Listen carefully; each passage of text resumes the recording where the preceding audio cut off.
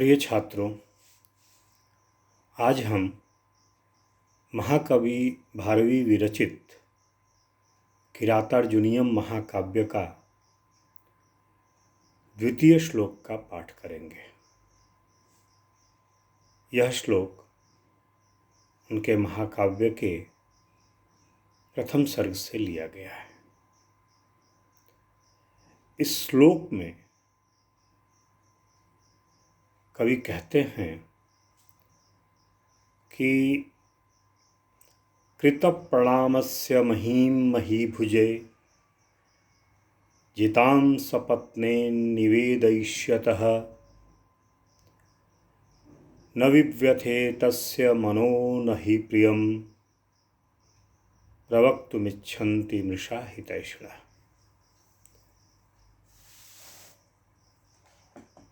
इस श्लोक का सर्वप्रथम अन्वय करते हैं।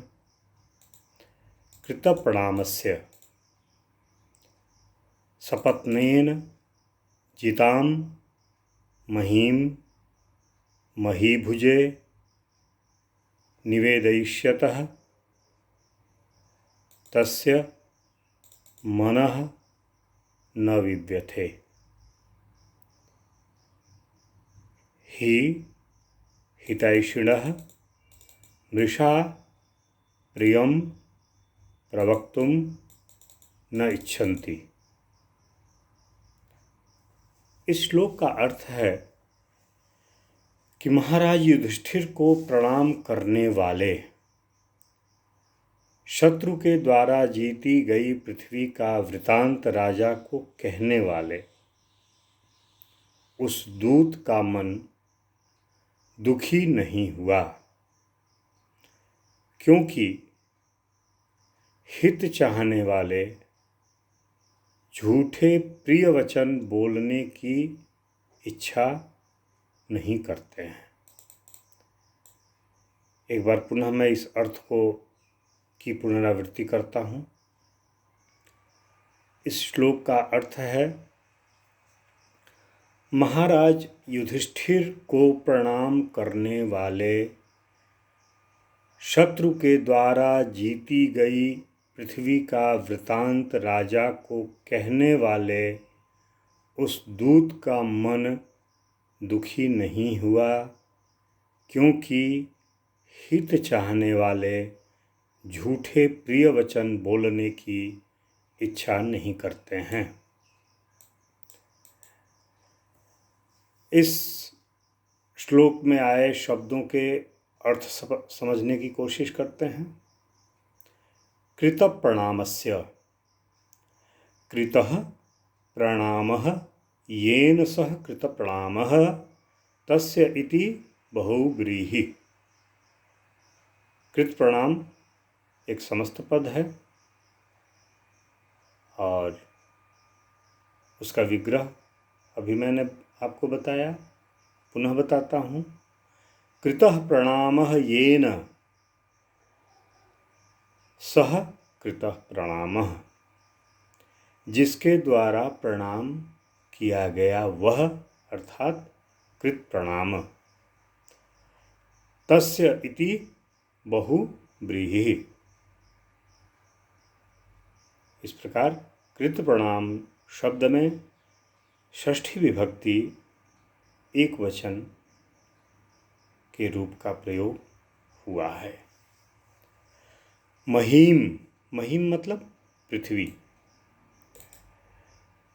यह मही शब्द का द्वितीय एक वचन का रूप है।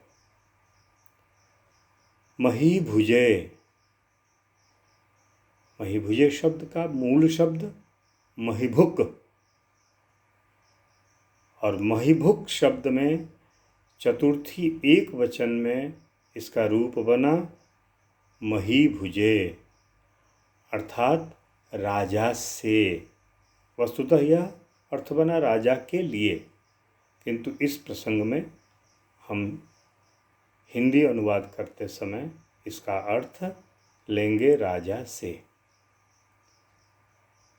महीभुक शब्द का विग्रह है महीम भुनक्ति इति महीभुक। अर्थात जो पृथ्वी का भोग करता है, भुनक्ति भोग करता है, और पृथ्वी का भोग करने वाला कौन है? वह है राजा। अगला शब्द इस श्लोक में आता है जिताम, अर्थात इसका अर्थ हुआ जीती गई को। द्वितीय एकवचन का रूप है, इसलिए मैंने इसमें को विभक्ति का निर्देश किया। जिताम शब्द की निष्पत्ति कैसे होती है? तो इस शब्द में धातु का प्रयोग है जी। जी का मतलब जीतना, और जी धातु में क्त प्रत्यय लगा, और इस शब्द को स्त्रीलिंग बनाने के लिए टाप प्रत्यय का प्रयोग हुआ, और इस प्रकार के जिता शब्द निष्पन्न होता है। और फिर जिता शब्द की निष्पत्ति के उपरांत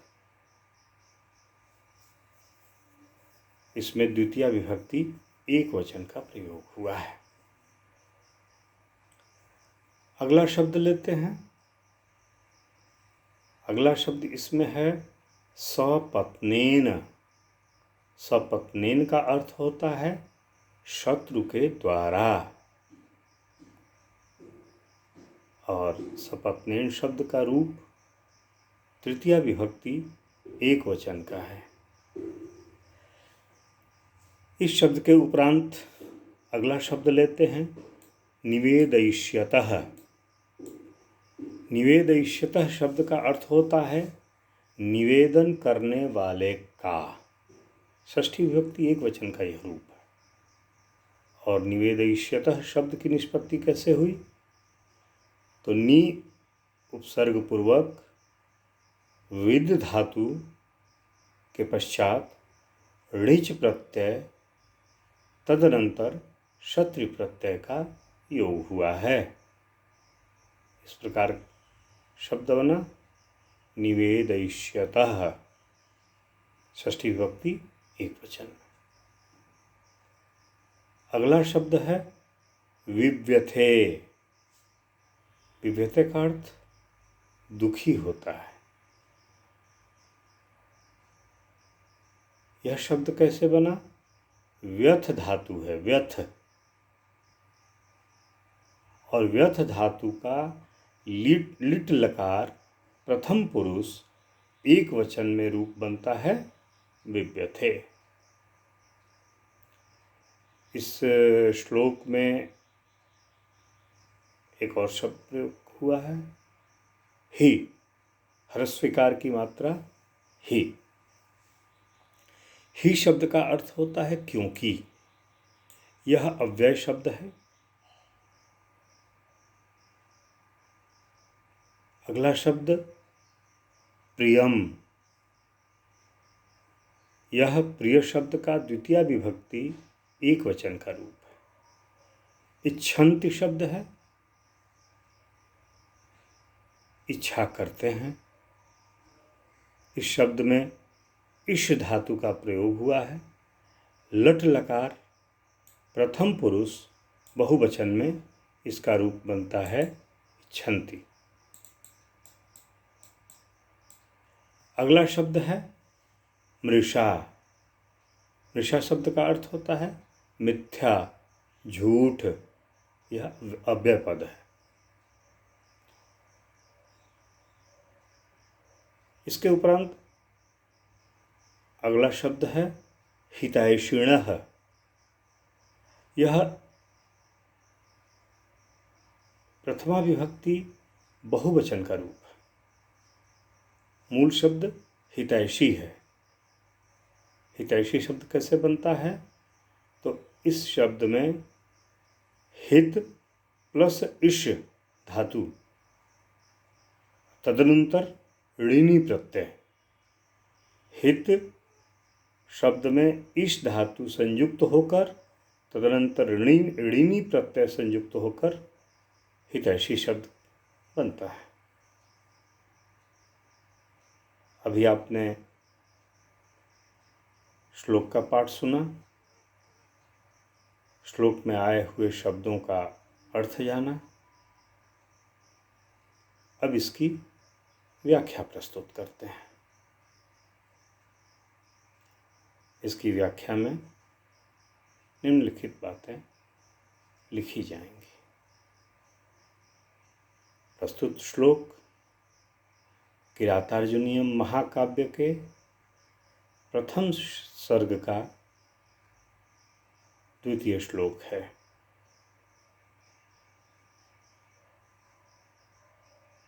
इस श्लोक का प्रसंग है कि महाराज युधिष्ठिर के द्वारा नियुक्त गुप्तचर दुर्योधन के राज्य का समाचार सूचना एकत्र करता है और अपनी सूचनाओं के साथ वह महाराज युधिष्ठिर के समक्ष उपस्थित होता है ताकि उनको समस्त बातों से भिज्ञ कराया जा सके। इस श्लोक में निम्नलिखित बातें ध्यान देने योग्य हैं। दूत ने अत्यंत निर्भीकता का परिचय दिया है। वह अपने आश्रयदाता राजा युधिष्ठिर को उनके शत्रु के द्वारा जीती गई पृथ्वी के वृतांत को सुनाया है और उस समस्त वृत्तांत को सुनाने में उसे किसी भी प्रकार का भय अथवा संकोच नहीं हो रहा है। वह इस बात की परवाह नहीं करता है कि राजा इस सूचना से खुश होंगे अथवा दुखी होंगे। अगली महत्वपूर्ण बात है, यद्यपि युधिष्ठिर उसके आश्रयदाता हैं, किंतु शत्रु विषयक पराक्रम का वर्णन करने में उसका मन दुखी नहीं होता, क्योंकि वह सत्य का संभाषण कर रहा है। दूत राजा युधिष्ठिर का हित चाहने वाला है, अतः उनको ऐसी कोई झूठ बात नहीं कहता है जो उनको प्रिय लगे। यदि कटु सत्य राजा के हित में है तो वह निडर होकर उनको बताता है। कवि ने सामान्य सामाजिक परंपरा के आधार पर दूत के सत्य संभाषण का समर्थन किया है कि हितैषी जन मिथ्या प्रिय वचन बोलने की इच्छा नहीं रखते हैं। कवि भारवी की यह विशेषता है कि वह एक ही पद में बहुत सी बातें कह जाते हैं। उनके इस प्रयास में कभी कभी भाषा की सरलता समाप्त होती प्रतीत होती है, किंतु यह उनकी काव्य शैली का वैशिष्ट्य भी है। इन्हीं बातों को इंगित करते हुए इस पद्य की व्याख्या की जाएगी। धन्यवाद। अगले पद्य के साथ मैं पुनः समुपस्थित होऊंगा।